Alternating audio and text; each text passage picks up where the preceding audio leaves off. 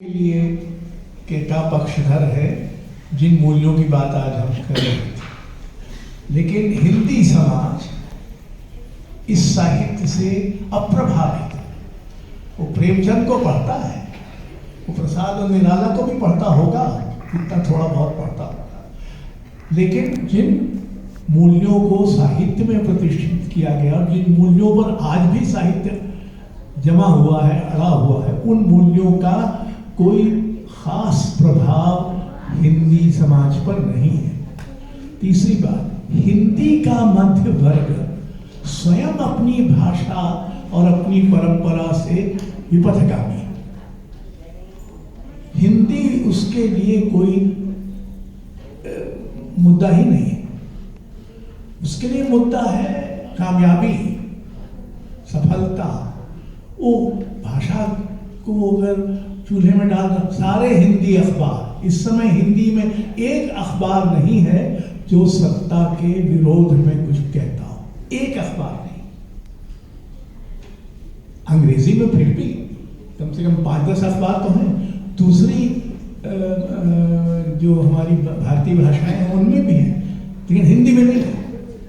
तो हिंदी का जो संकट है वो ज्यादा गहरा है, और दुर्भाग्य ये है कि हिंदी अंचल ही इस देश की राजनीति का निर्णायक अंचल है।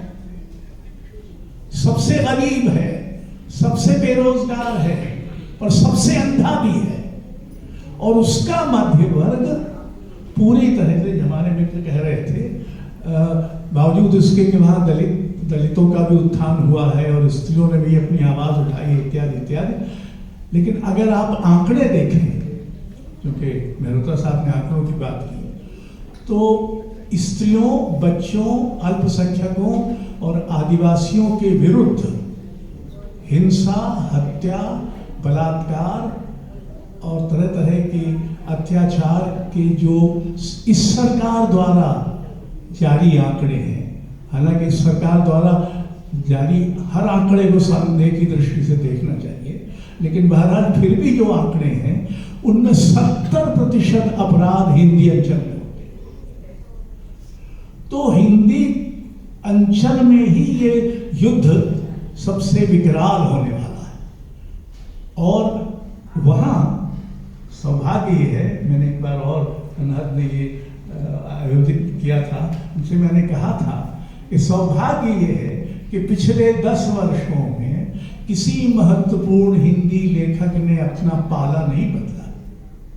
जो उस पाले में पहले से थे वो वहीं बने हुए, लेकिन कोई बदला नहीं। पर वहां से उम्मीद का स्थापत्य बनता मुझे नजर नहीं आता। मैं मनुष्य और भारतीय और कवि तीनों कारणों से तो आशावादी हूं, लेकिन यथार्थ में मुझे उम्मीद का कोई स्थापत्य नजर नहीं आता। अब इससे आप सहमत हो?